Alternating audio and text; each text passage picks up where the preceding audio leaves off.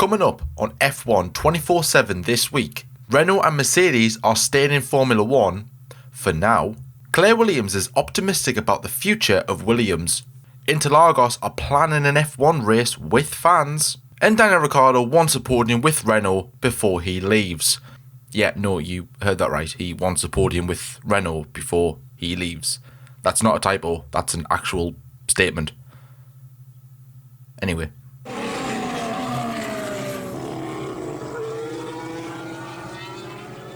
So starting off with two teams that were rumoured that they were going to be leaving Formula 1 in the next few years. However, both Mercedes and Renault have denied that they'll be leaving the sport in the near future. Due to the COVID-19 situation, Renault have recently announced nearly 15,000 job losses due to poor car sales. This was led to speculation that they could leave Formula 1 after reviewing its financial plan for the future. However, they have said that the new cost cap rule will help them to stay in Formula 1 despite the financial challenges during the pandemic. Crossing over to Mercedes, and they have said that they have plans to stay in Formula 1 and Toto Wolff will be part of that. Rumours started after Wolff bought a 0.95 stake in Aston Martin Lagonda, and Tobias Moers, the former AMG boss, joined Aston Martin as CEO. But Daimler, in their statement about the speculation, said that leaving F1 is unfounded and irresponsible.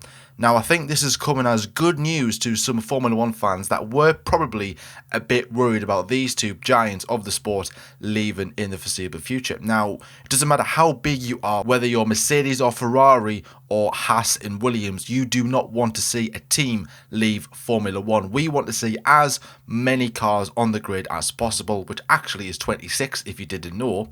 We want to see some more teams in, and we want to see some at least car manufacturers. Now, there's always been that rumour that teams could be leaving, whether you're on top or whether you're the lowest of the lowest. Ferrari is always one of those teams that is rumoured to be pulling out of Formula 1. Mercedes has also been that team. Red Bull as well, because of they're not happy with this, they're not happy with that.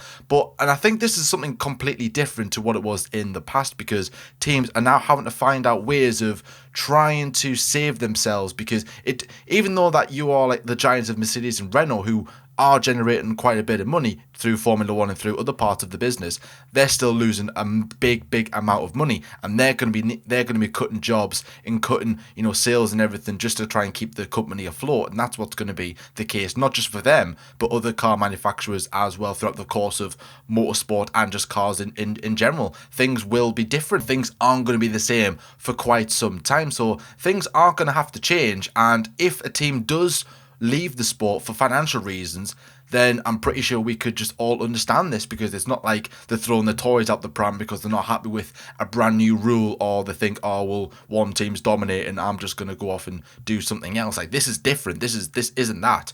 So, and I think this is like I said at the start, a big sigh of relief for us F1 fans. However, things can change quite quickly, especially with what's going on right now.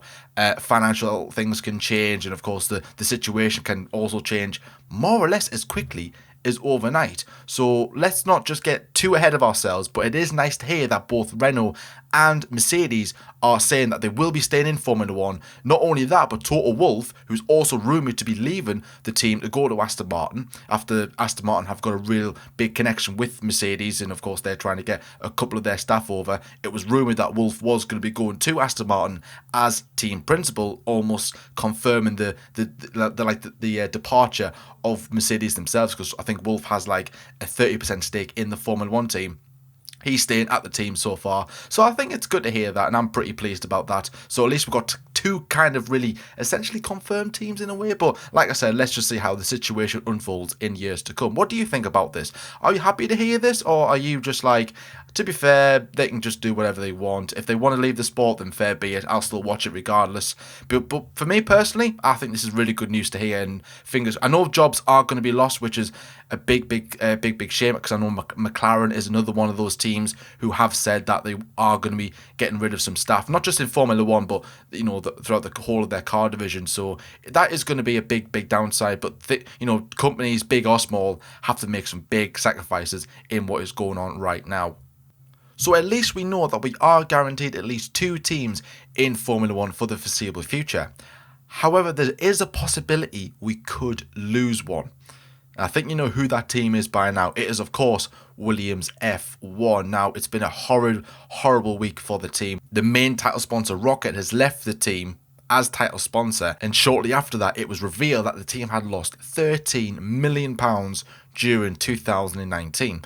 Williams also revealed that they are looking for investors or even new owners to secure the team's future in Formula One. Team principal Claire Williams has said that there's no time frame on this about getting some new investors in, but she wants something sorted in the next 3 to 4 months. After quoting saying that they like to do things fast in Formula One, just a shame that their car wasn't fast in Formula One, but never mind.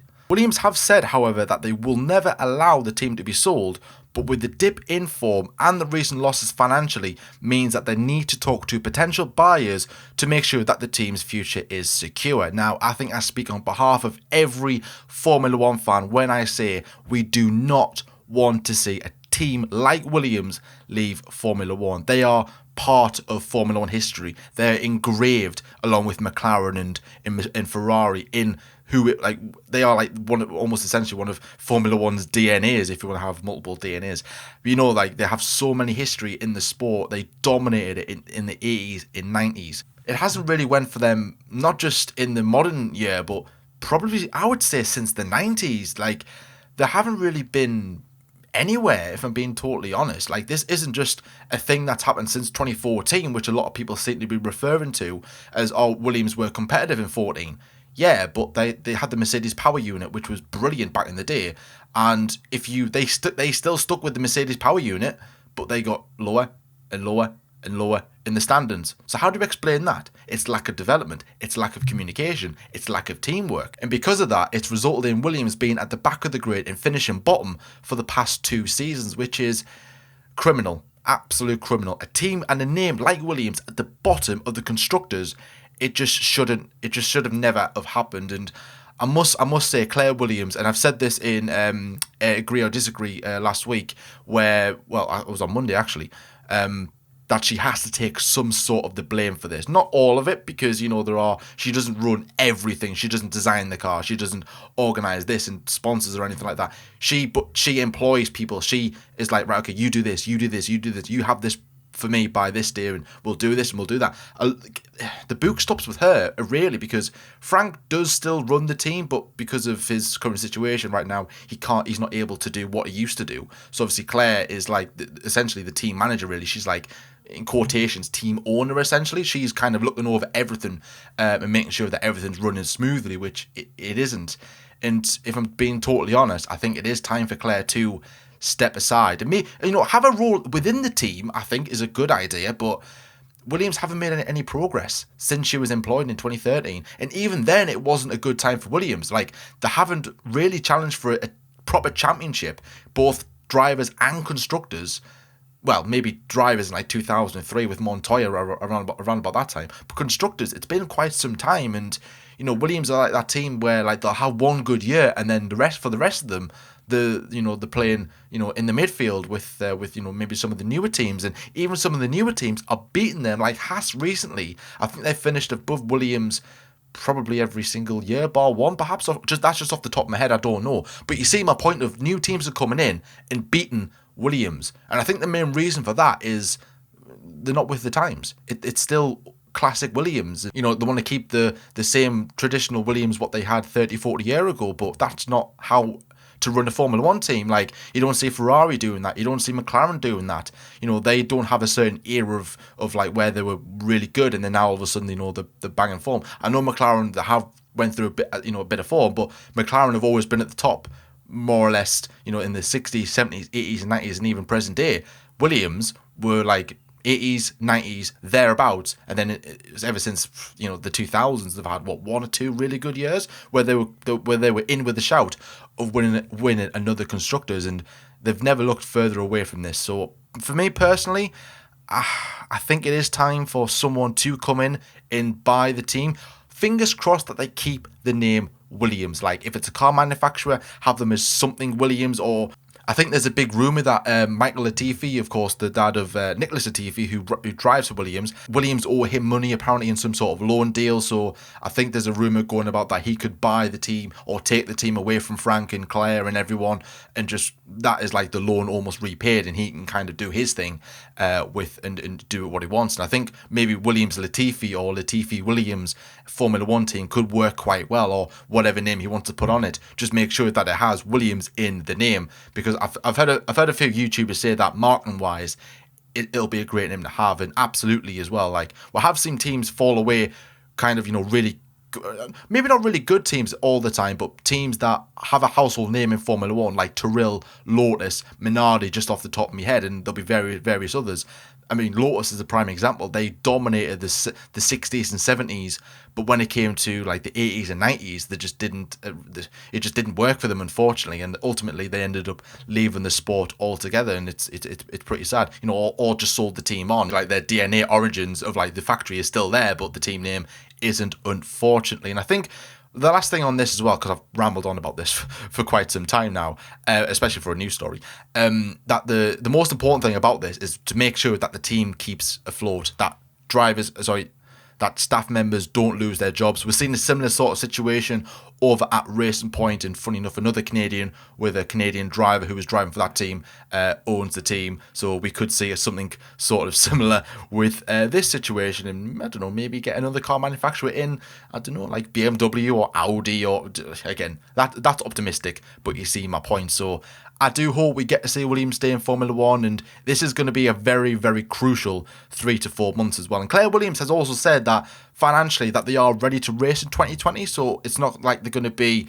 bankrupt throughout the half of 2020. Like, she's saying that we are going to be finishing 2020, but for the future, it just we don't know, really. We don't know what's going to happen, so we'll just have to wait and see for that one, and fingers crossed that we do get an answer soon, and maybe, just maybe, we can see the Williams name move up the grid in the future.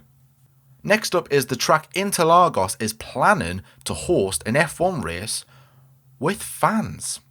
Now, the Brazilian Grand Prix organisers are confident that they can host their race with fans in 2020. Now, if you've missed it this week, F1 confirmed a brand new calendar, or a start calendar, for the European leg. But all 8 races, will be held behind closed doors.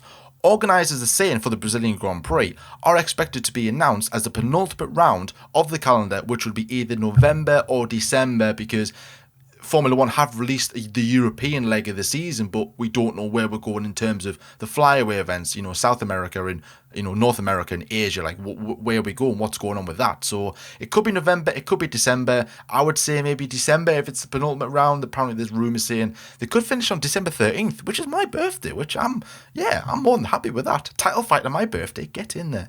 But probably not. Maybe Hamilton's won it by Spain or whatever.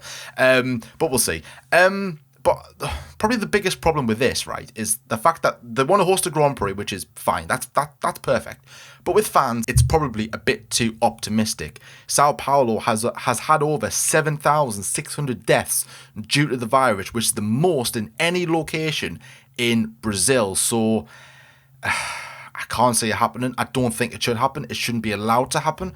I mean, we've seen, over here in England before when the virus came into the country, we had 2 big events in the Cheltenham Festival, which is horse racing, and a Liverpool game in the Champions League, which was around the same time, and a lot of people were gathering there, and that was when the virus was pretty much starting to, get big, essentially, and those events should never have happened, and maybe many deaths could have been avoided if those events didn't happen. And it, because the situation is changing ever present, it's changing every single day. Like, 1 minute the numbers are high, then the next minute the numbers are low. By August, September time, Brazil could have no cases whatsoever, but it just takes that one person where they haven't been detected and they have symptoms. They go to the Grand Prix and just go, and then we're back to square one, and we've got to do this all over again because of everything's fine, everything's hunky dory. It's like, no, don't have them with fans for now. Even if you've got no cases, don't risk it. Don't risk it. Leave it for another year, then come back in for 21, let's say, and then host a race with fans. And fingers crossed, we can go back to Grand Prix racing with fans there for 2021, because we're not going to notice anything on the TVs, but as a fan who has been there before, it's amazing. It really is amazing. And I feel for anyone who was going to be going to their very first Grand Prix this season, however, can't because of what's going on. And I do feel for you, but don't worry. Honestly, it is worth the wait if you do want to go. So finally, a bit of a lighter kind of story to end on, which is always good. Something I always like to do in news bulletins. Daniel Ricciardo wants a podium with Renault before he leaves the team. Now, Daniel Ricciardo has said that he wants the perfect goodbye by clearing the team's first podium since returning to Formula One in 2016. If you haven't heard it by now, which if you haven't, I'm very surprised. Where have you been? But if you don't know, the Aussie is leaving Enstone, Renault, for Woking, McLaren, in 2021, and he said that it would be a nice little send-off for everyone involved. Now, all jokes aside, I would love nothing more than, well, Williams to keep in Formula One, but Daniel Ricciardo to have a podium again, just with, maybe not with Renault or whatever, I'm not bothered who with, but just for Daniel Ricciardo to be back on the podium. He just deserves to be there. He's a quality driver. It's a shame it has panned out the way at Renault. Like I said, at the time, it was the right decision. You could say Renault were a team on the up. They have a dodgy 2019, and things are circulating now that it's not a healthy relationship behind the scenes over at Enstone. Ricciardo's out after 1 year. He will remain with the team until the end of 2020, and then he will jump ship to McLaren for 2021. So I think it would be nice to maybe say like thanks and good night really by getting a podium. Like I said, Renault's first podium since returning to Formula One, and Ricciardo's first podium since 2018, which, like I said, it's criminal that he hasn't had one since then. So, and Ricciardo deserves to be on the podium, and we need Daniel Ricciardo. You're probably not watching this, but if you are, please return the shoey. I miss it. I really do miss it. But anyways, guys, and actually as well, before I go as well, do you think that could happen? Do you think Ricciardo can get on the podium with Renault before he leaves? Let me know in the comment section below. But anyways, guys, thank you so much for watching. It's been an absolute pleasure as always. Like I said, links to all these articles I've talked about will be in the description below. And of course, leave your opinions about anything that I've said in the comment section below as well. And of course, we'll respond as we normally do. But guys, thank you so much for watching. Watch what he's doing. Take care as always. Stay tuned for more Formula One content very soon.